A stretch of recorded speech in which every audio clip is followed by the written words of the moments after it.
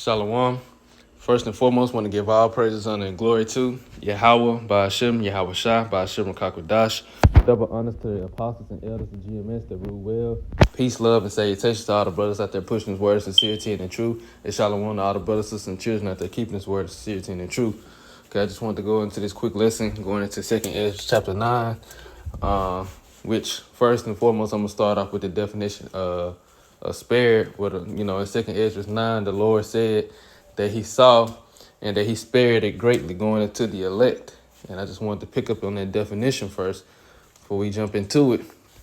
So this is the definition for spare on Google. It says, for the first one, give something of which one has enough to someone, afford to give to. And we know one of the similar or synonyms for it is to provide, which we know the Lord he's going to provide for us in the times to come, because we understand that the times to come is going to be a time like never before, where everything is going to be at scarcity, or it's going to be completely out to where it won't be an access to. We know, first and foremost, the word, pursuant to Amos chapter 8, we know that people are going to be going to and fro looking for the word and shall not be able to find it.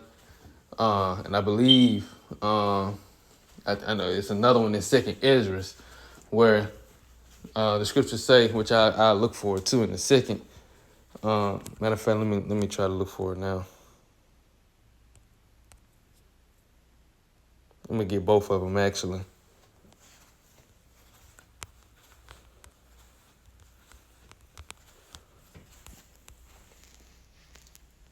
So like, yeah. 2nd Ezra, I believe 7.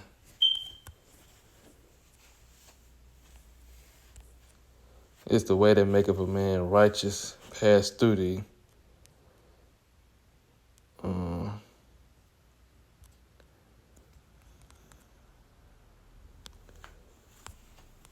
Let me see.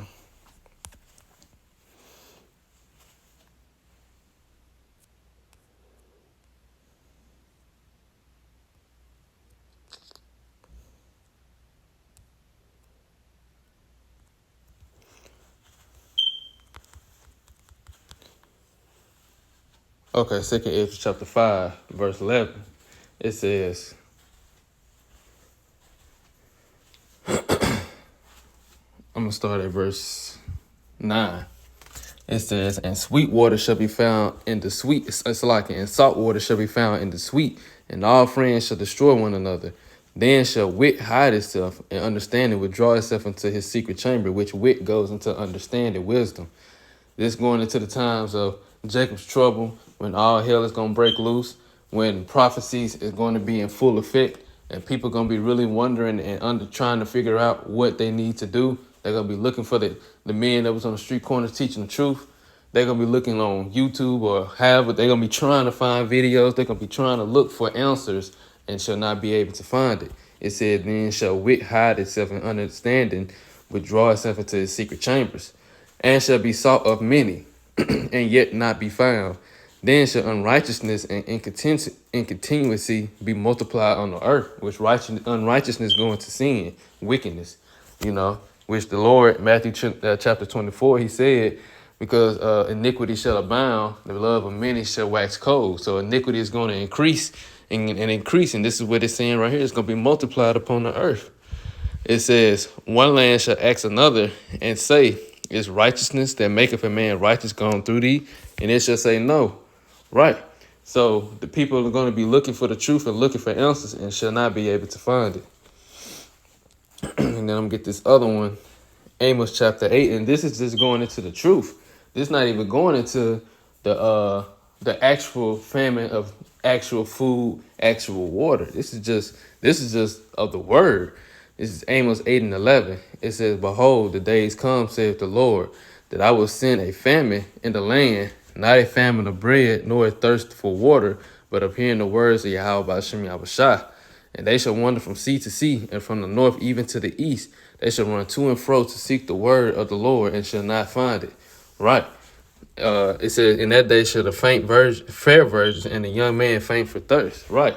Because they're going to be looking for answers on what they need to do, what they need to do in order to get under the protection of Yahweh Shem Yahushua. But see, the time that they need now, which it's the second Ezra chapter 9 on up. It's at the time that they had the liberty to understand and get the truth. Then they lost it, they abused it. They didn't take heed to getting the word. So then when it's time to come, everything come to pass, because our people are the biggest procrastinators on the earth. When the time comes for us to finally do something, or when they finally realize that it's serious, it's too late.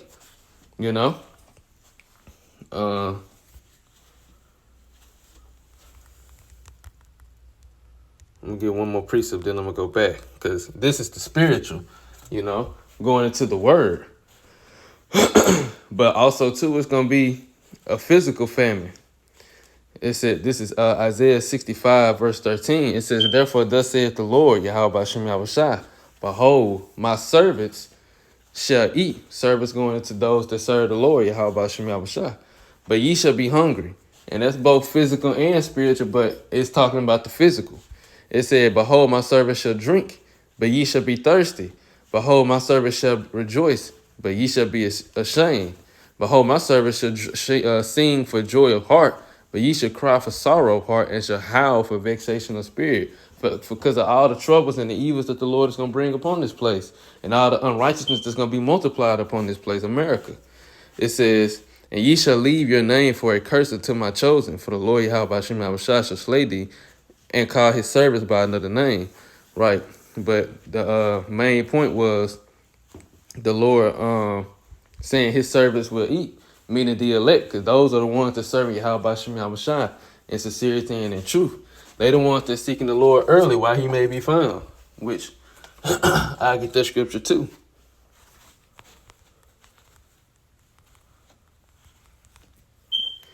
This is Sirach chapter 32, verse 14. It says, whosoever feareth the Lord will receive his discipline, and they shall seek him early, and they that seek him early shall find favor, because that's what we hoping for. Favor goes into mercy as well.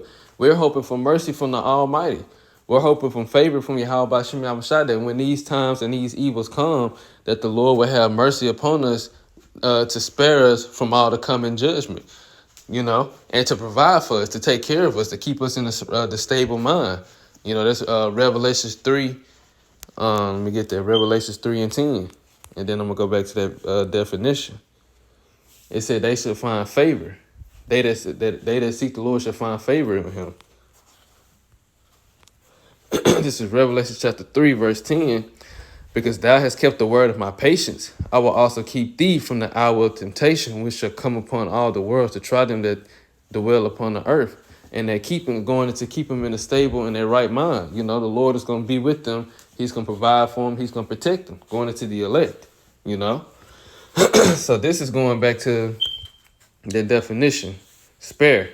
It says, give something of which one has enough to someone, afford to give, to provide for them, make free or available.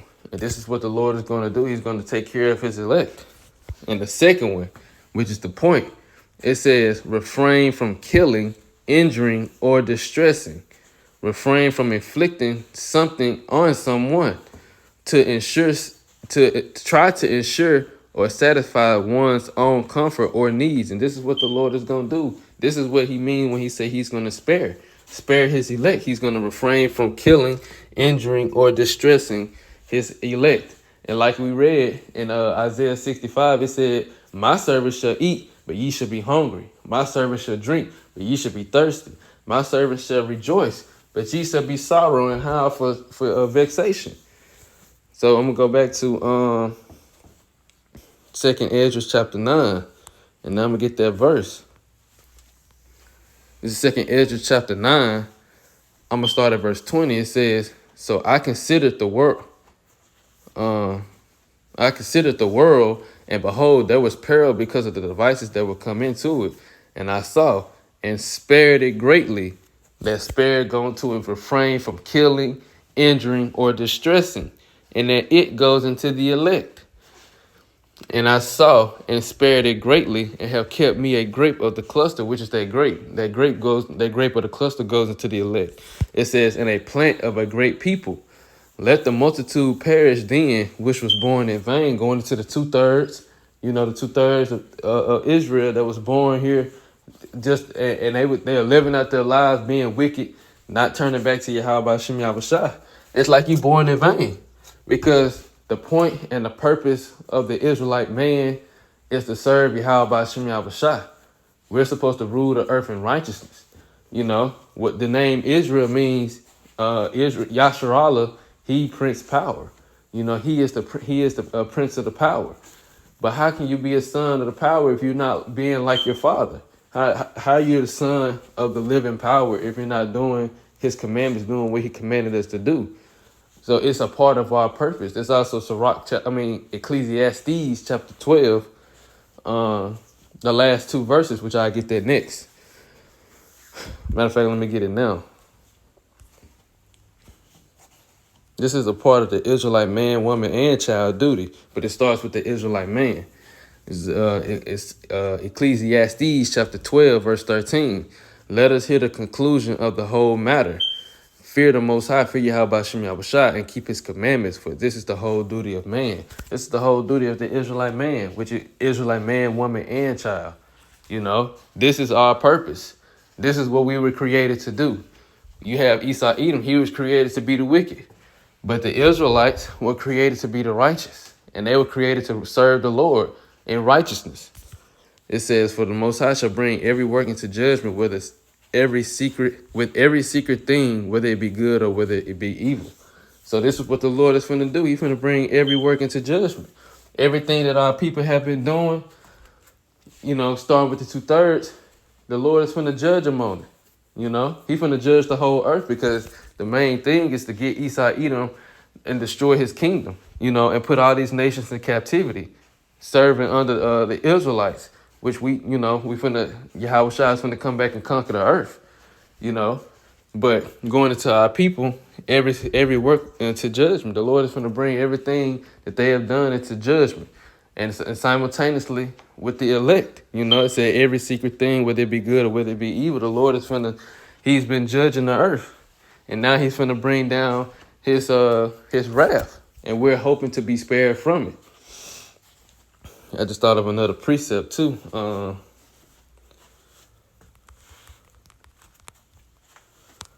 This is in 2 Peter's.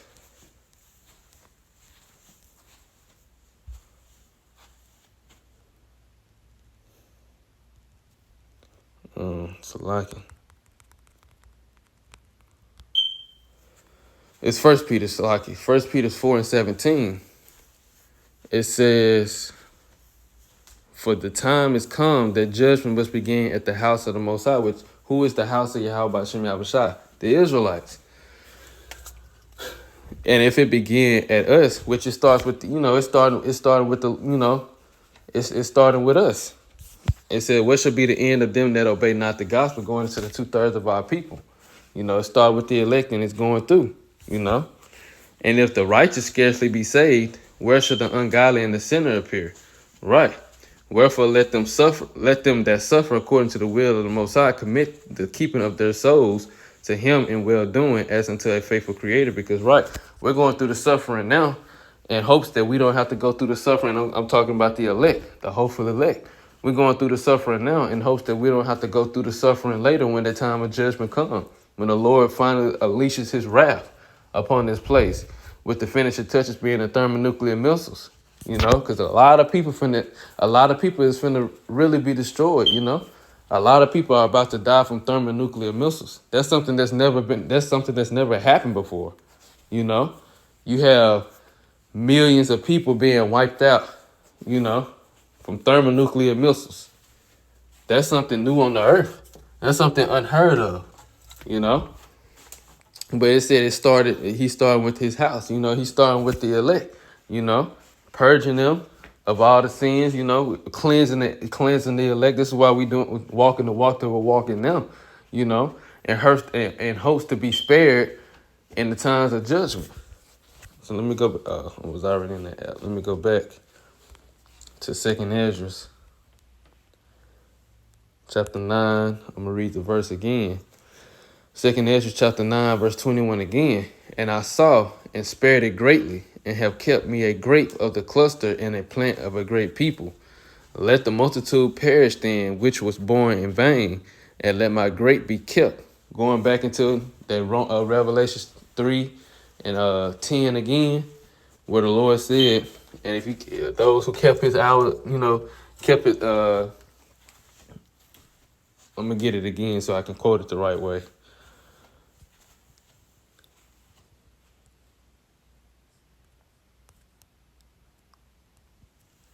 This Revelation 3 and 10 again, because thou hast kept the word of my patience, I also will keep thee in the hour from the hour of temptation, which shall come upon all the world to try them that dwell upon the earth.